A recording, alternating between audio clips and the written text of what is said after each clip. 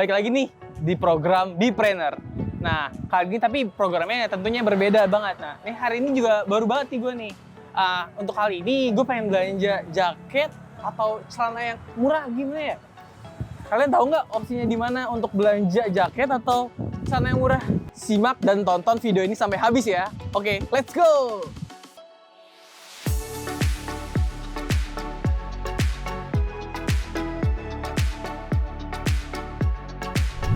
Nah, Bemer, sekarang gue lagi ada di salah satu bisnis yang lagi hype banget sih beberapa tahun ini, namanya thrifting. Di Kota Depok ini, gue lagi pengen ketemu dengan salah satu owner nih, owner X Mulia Second Outdoor. Yuk, mari kita lihat aja langsung ya. Oke. Halo Bang Rido. Oke, halo Bang. Halo. Nama gue Fahri Bang. Gue pengen tahu sih bagaimana sih ini apa? Apa tuh? Thrifting second outdoor itu barang-barang second outdoor itu gimana sih maksudnya Bang? Apa barang-barang bekas atau barang bekas impor sih kayak gitu? Oh gitu. Jadi Bagaimana? kalau second outdoor ini kebetulan gue ngambil bal ya. Oh, ngambil bal. Ngambil bal langsung. Bal itu apa tuh? Kalau Bal Bemer itu- tuh biar tahu nih. Jadi bal itu kayak apa ya? Sekotak karung gitu yang masih segelan gitu semuanya. Nah itu diimpor dari Korea. Cuman ya kita nggak bisa mastiin kalau barang itu kategori ori atau enggak ya. Karena kan itu nggak ada yang namanya tag harga. Oh, semua dilepas apa gimana tuh Bang? Tag harga dilepas semua. Dilepas semua? Ada yang enggak, ada yang udah dilepas kayak gitu kan. Cuman dari tag, dari ini, dari bahan semua hampir 95% original. 5%-nya kita kan kena second ya, bukan baru gitu kan. Kita nggak tahu. kayak Kata gitu. original tapi Ya, gimana? Mungkin ya. ada kesempatan mungkin jadi ori atau enggak ya gimana? Benar kayak gitu juga.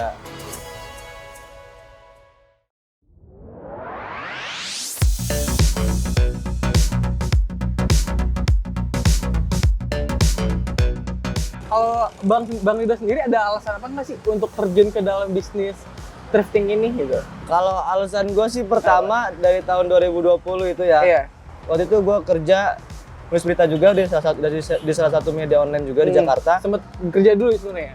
Terus Sempet. memutuskan untuk bikin usaha sendiri. Iya, Oke. yang pertama itu di bulan Oktober itu gue cuma cari doang usaha yang emang modalnya kecil. Oh, modalnya kecil tapi Gitu. mungkin returnnya gede ya, Ah. kembaliannya gede. Dan gue waktu itu memutuskan untuk nggak mau bisnis ke food. Dari situ gue nemuin salah satu Instagram juga di Depok juga, dia jual paket usaha gitu kan. Paket usaha waktu itu gue masih celana outdoor itu. Nih. Oh, bukan outdoor. Celana outdoor. Nah, waktu itu gue beli itu pertama kali 1 juta. 1 juta dalam bentuk itu ya? Bukan bal. Bukan bal, beda lagi. 25 piece. Oh, 25 piece. 25 piece. Ntar kita jual-jual sendiri tuh bagaimana tentuin harganya? Nah setelah Beda itu gue mikir lagi dari situ. Ini barang kalau cuma 25 piece gue jual ke online gak mungkin cepet kan. Terus itu gue mikir lagi gue harus buka offline. Oh, nggak basisnya nggak online doang berarti Nggak. kita ya? Gue waktu itu nggak langsung masuk ke online, gue lebih ke offline dulu. Nah itu habis itu gue memutuskan untuk buka stand di GDC. Buka stand dulu, sempet tuh buka stand. Sempat buka stand dulu di hari Minggu di pasar pagi. Itu baru tanah doang, Baru sana doang jualnya. 1 juta. Habis itu Itu modal awal atau bagaimana tuh juta? modal awal 3 juta. Oh, modal awal 3 juta dulu. Gua hari Minggu ke sana, itu pertama kali gue buka dan hasilnya sih nggak memuaskan sih. Kurang memuaskan. Kurang, karena yang laku cuma 1 waktu itu. Ya, gua cari cara lagi kan. Ini gimana ya kata gua. Gimana nih? Masa gua buka hari Minggu doang sih? Nggak cuan kan gua mikir Awalnya gitu. pertama minggu doang tuh sebenarnya. Minggu doang. Terus ngomong-ngomong koleksi nih, kalau Bang sendiri kan tadi dibilang dalam bentuknya balan kan. Nah, terus lu ngambil ini nggak kategoriin sendiri nggak tuh apa kalau misalnya lu pengen kategoriin misalnya gue pengen ngejual jaket doang nih atau celana doang nih apa Ya. pengen ada kategori sendiri nggak? Kalau untuk di toko gua di kios Ambil ini, tema apa nih kira-kira? temanya lebih ke sport sih. Sport. Ah. Sport casual juga karena bal gua juga sport mix casual. Oh, di tag-nya ada tuh. Ada kayak Oke. gitu, sport mix casual outdoor lah gitu kan.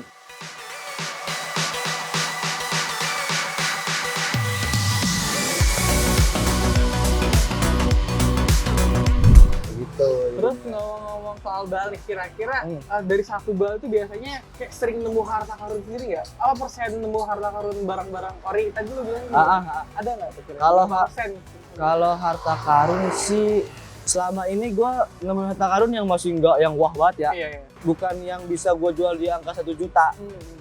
menurut gua di angka 200.000, 250 tuh udah harta karun buat Udah harta gua. karun, Iya. Karena lumayan kan. Iya, iya. Segitu. Ya gitu-gitu aja sih. Cuman yang mahal-mahal banget yang 1,5 yang itu enggak. Belum dapat gua sampai saat ini. Belum dapat. Belum. Berarti kalau bisa dibilang suka dukanya apa nih kalau bisnis thrifting ini sendiri? Apa kayak mencari harta karunnya apa? Mau ada yang lainnya nih? Kalau suka sih gua Suka kalau juga ya? suka itu gua lebih dapat ke kenyamanan sih. Nyaman aja ya. Nyaman, Karena sesuai suka, passion apa gimana? iya. Lihat punya koleksi barang. Bener nyaman, gue suka, gue seneng juga kan sama yang gue jalanin sekarang ini. Ya nikmatin gitu loh, Nikmatin aja. menikmati aja tuh gue. Ya walaupun gue cuma bengong doang Oh, iya. gitu kan. Gue cuma moto-motoin doang, gue cuma update IG doang. Cuman ya alhamdulillah sih gitu kan. Bukannya apa ya? Kok sepi sih? Sepi Oh sepi, iya. Kadang kan kita kan namanya usaha gini kan, grafiknya kan nggak jelas kan. Kadang kita naik, kadang kita turun, kita juga nggak bisa nentuin hari juga, kapan ramai, kapan sepinya. Kayak gitu, ya paling kalau sepi ya udah turun sendiri aja, kayak gitu.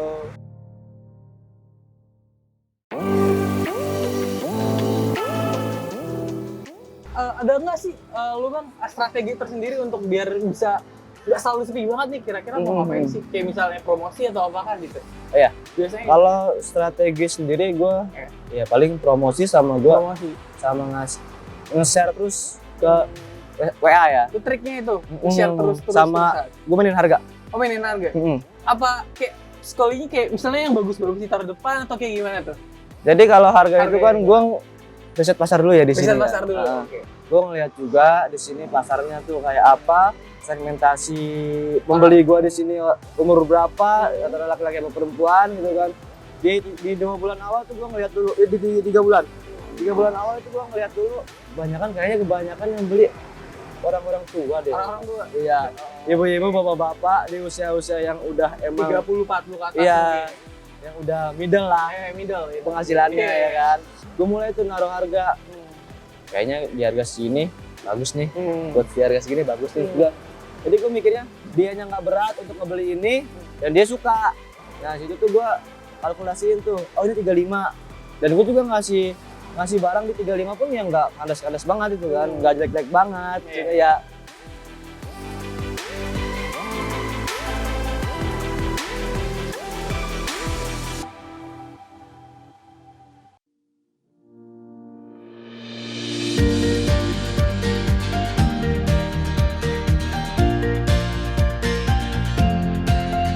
Ngomong-ngomong soal keuntungan nih bagi Apa anak bisnis thrifting sendiri di tahun ini, kira-kira kalau lo buka bisnis thrifting ini lumayan menguntungkan nggak sih? Bisa keuntungannya berapa nih cuannya kira-kira? Berapa persen sih bisanya gitu? Kalau keuntungan setiap usaha pasti untung Iya, ya. pasti Karena untung, kan iya. kita kan nggak mau rugi juga Iya. kan setiap untung. Kalau untuk persenannya sih, gua nggak ngitungin sih. Nggak ngitungin persenan aja. Setidaknya ya gue masih bisa hidup, gue masih bisa buat beli barang, gue masih bisa ngasih orang tua Bisa gua. balik modal juga, Iya, terus nambah koleksi iya, gitu ya. benar, gue masih bisa balik modal juga. Yaitu nilai plus dan itu untung gua. Terakhir nih sih, kayak lo ada Apa? ini nggak nasihat atau pepatah untuk orang-orang yang pengen ikut terjun dalam bisnis thrifting? Strateginya apa? Ngasih strategi atau apa nih tips and tricksnya gitu? Lu mau bisnis atau mau usaha apa kayak gitu kan, karena usaha itu bukannya bakat atau turunan kan. Lu bisa ngelakuin usaha itu asal ada kemauan, niat, tekun, sama lu bagaimana memanage usaha itu sendiri. Modal nggak masalah, lu pokoknya lu kalau usaha jangan mikirin modal dulu. Nggak usah mikir modal lu, Nggak usah gampang lah. mikir modal, Niatnya gampang. dulu mungkin. Kalau misalnya lu mau bisnis di thrifting, lu nggak usah pakai modal, lu dropship aja. Ada kesempatan lain tuh, dropship tuh kayak gimana? Dropship itu lebih ke ini gue fotoin, Heeh. gue share ke lu jual lagi, itu bisa. Itu bisa. Bisa. Dari harga gue 35. Oh, lu jual terlalu. berapa? Oh, Kayak terserah gitu. ya. Gue lebih ke situ tanpa modal. Berarti gampang banget nih cuy gitu di Gampang sini. sebenarnya di thrifting tuh gampang. Jadi pengusaha itu bukan bakat ataupun Ada kemauan ada gitu ya. keturunan Iya, gitu iya. kan, atau keturunan itu kalau menurut gua sih kayak gitu. Karena gua juga kan gua ngerasa kalau diri gua ini bapak gua, ibu gua nggak ada di bidang situ. Karena emang gua kemauan aja dan kepepet juga. Karena kepepet juga ya Ambil udah. kesempatan lah. Ambil kesempatan dan peluang ya. juga, dan gua juga coba niat takutin gitu, kayak gitu sih, lebih ke situ. Kayaknya udah lengkap banget sih nih Bemers, kita dapat insight dari banyak banget tentang bisnis driving di kota Depok, atau secara keseluruhan itu banyak banget kan. Nah, kalau kalian pengen join atau pengen beli-beli di sini, bisa ntar kita lihat kasih alamatnya di bawah sini nih.